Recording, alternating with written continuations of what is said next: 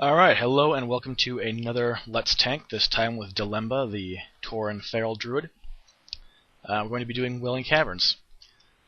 Alright, as far as talents go, you can see I've got 2 points in Feral Swiftness and 1 point in Furor. Feral Swiftness increases Cat 4 movement speed and, more importantly, increases your chance to dodge in bear form. Going to be your main source of passive mitigation at this level. Furor gives a 33% chance per talent point to gain 10 rage when you shapeshift into bear form. Not especially impressive, but the other alternative of this tier is Predatory Strikes, which does literally nothing for bear form, so there you go. As far as gear, I've got mostly greens and whites, mostly quest rewards and leatherworking stuff that I've made myself. I have one blue piece, a blue leather chest piece that I got from a quest in Ragefire Chasm, so nothing that any Horde Druid at this level can't have. Alright, so going in here, mobs in this first area, there are 3 main kinds, a feral Druids of the Fang, which you will see throughout the entire instance, then 2 kinds of raptors, red and blue, and there's also some slimes moving around. Slimes pop up once in a while throughout the instance. They don't really do anything special. They'll change their elemental resistances periodically. Nothing you need to worry about as the tank, that's more for the DPS.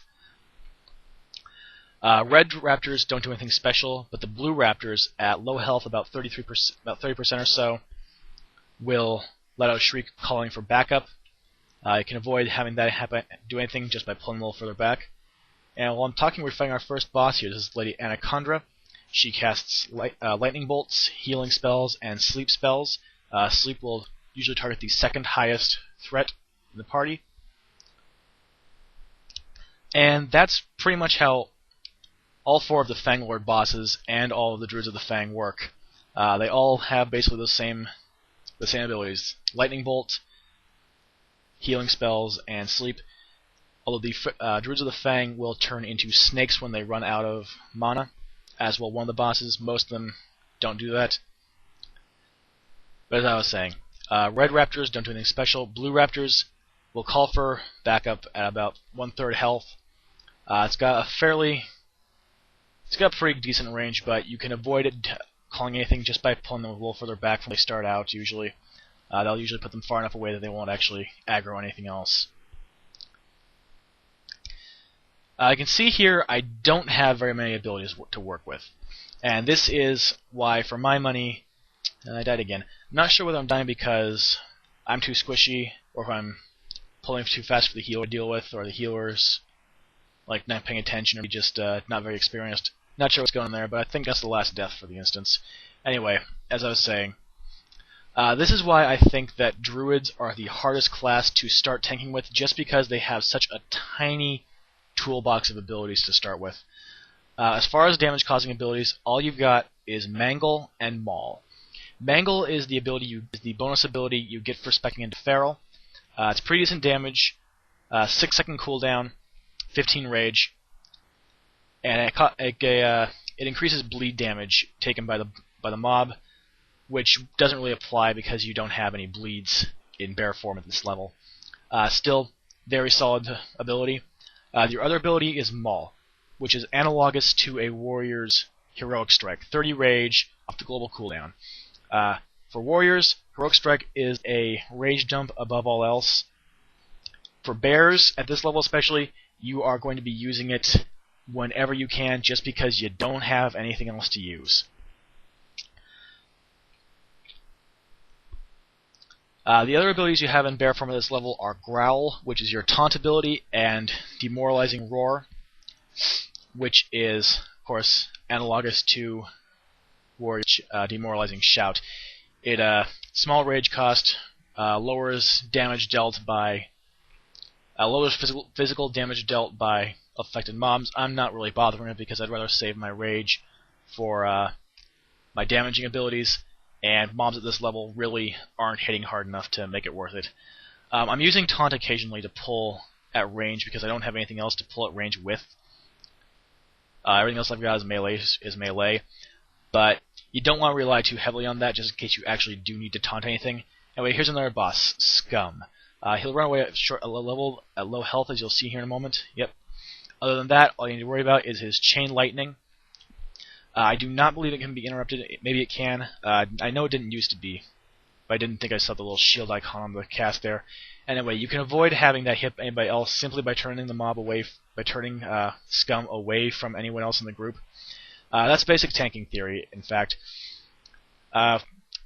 there are certain fights throughout the game, mostly bosses, a few trash pulls, I guess, where you do not want to turn the enemy away from the group, but in general, turn the mob away from the group is something that you should be doing. So when in doubt, face him away. Anyway, here's another kind of mob we're going to be dealing with. These I forget their exact names, but they are nature elementals. They don't really do anything special. They cast regeneration on themselves. Nothing to worry about. Don't even really need to worry about interrupting it. I mean, as a druid, you can't, even at this level. But if you could, you don't need to worry too much about it. It's very weak, very easy to DPS through. These lashers, non-elite, they'll die very easily. They do a little cleave, but it's not very dangerous. It used to be. Their cleaves used to be just brutal because they would all use them at once and they'd spam them. But they've been nerfed in Kata. Not very dangerous anymore. Your DPS should be able to burn them very quickly. You're wondering about the speed. I am playing this video at 3 times speed rather than 2 times as I did in my others, simply because Wailing Caverns is so much physically longer than Ragefire or Deadmines. It's just very long to run through. And this is after they removed a large portion of the instance, in fact. Here we have a Wind Serpent. These come in 2 varieties, black and green. The green ones will spit poison at you. Black ones don't do anything special, I don't think. They used to cast Fear on random party members, but I don't believe I've actually seen them do that in Cataclysm. I don't think they do it anymore. Either way, you won't see very many of these. They were mostly present in the section of the instance that got taken out. So you won't have to deal with very many of them. Half a dozen at most. Back there was also where the rare spawn Fey Dragon would have shown up, if he was there, I believe. Didn't pop this time, so didn't see him. Anyway, here's another boss, Lord Serpentis. Once again, lightning bolts, sleep spells, and he'll hit you with his axe. Nothing really to worry about. If you've got interrupts, prioritize them on the heals just to make the thing go faster. After heals, prioritize the sleep spell. Don't worry about interrupting the lightning bolt at all. It doesn't hit that hard. And that's the same story for all the druids.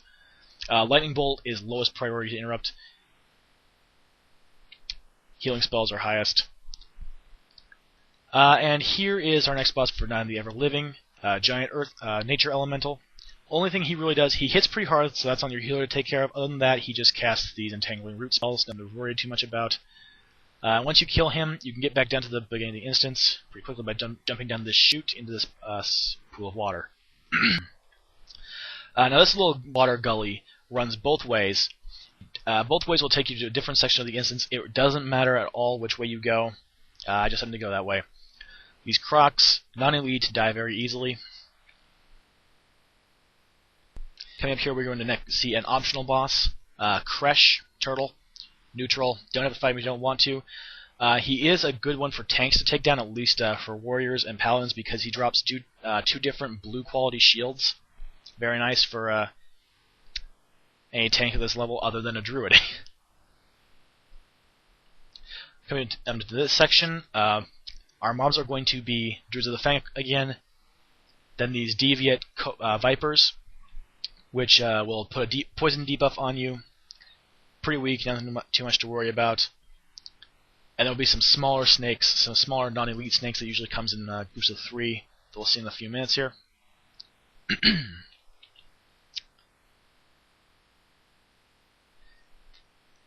Actually, I take back what I said about the interrupt priority for the regular druids. Regular druids, sleep is probably the highest priority because their heal is really weak, so you don't need to worry about that too much.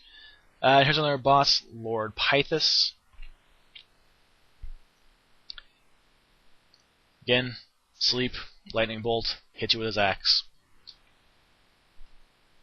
He and Scum both used to be in the section of the instance that got taken out, so they've been relocated to where you see him here. It still kind of weirds me out seeing him. Here are the weaker non-elite snakes. It still kind of weirds me out seeing them in those different places because I've run this place so many times before it got changed that seeing them in these places just still feels weird to me. But I digress. Anyway, continuing here. One advantage here you got here is that aside from these groups of the small non-elite snakes, most of these groups you can usually only pull like 1, 2, or 3 people at a time, which is very beneficial for a druid because you do not have any AoE at this point. Maul and Mangle are both single target with short cooldowns, 6 seconds on Mangle, 3 seconds on Maul, a hefty rage cost on Maul. And neither of those has an AoE component, at least not until level 25 when you have the option to glyph your Maul to hit a second target, which if you can afford the glyph makes things a lot easier. But other than that, your only way to hold aggro on multiple targets as a Druid tank is to actually target each mob individually and hit it with something. Ideally you want to hit it with a special ability, but you will generate a lot of threat through your auto attacks, which is great for single target.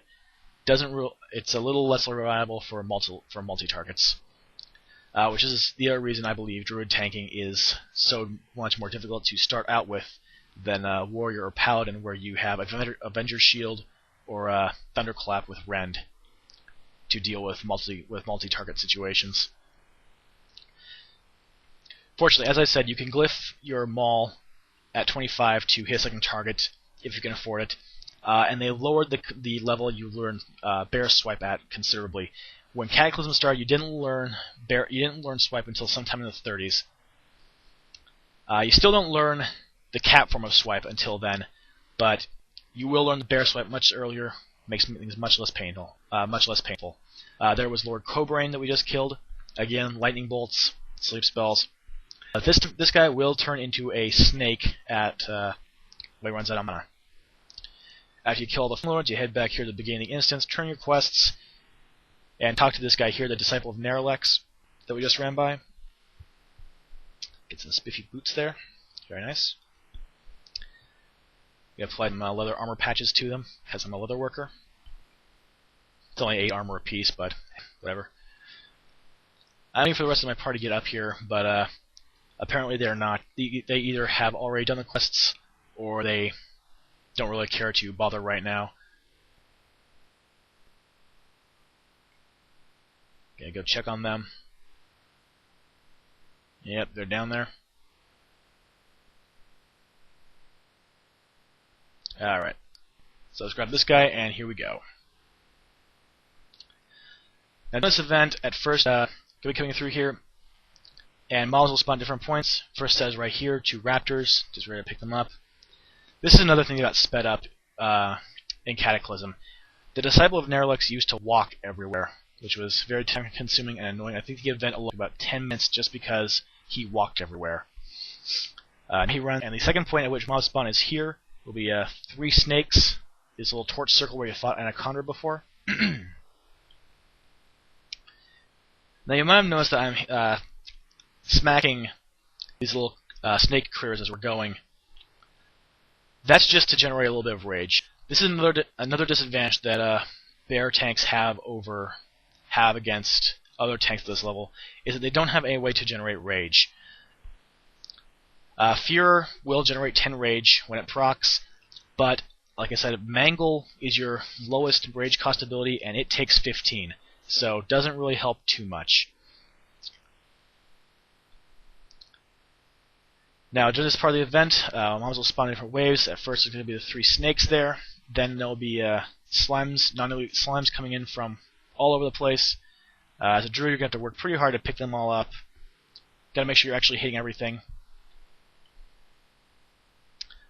Then once those waves are down, you're going to get the final boss, Mutanus the Devourer, which is a giant murloc. He will cast a special ability called Neralex's Nightmare. I actually forget what it does. It's not really much to worry about.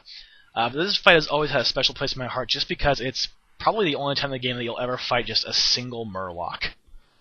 Once you defeat him, Nerlix awakens. He and his disciple turn to birds and fly away. And if you are so inclined, you can find them again in the Southern Barrens and do some quests for them. Alright, and that was Wailing Caverns.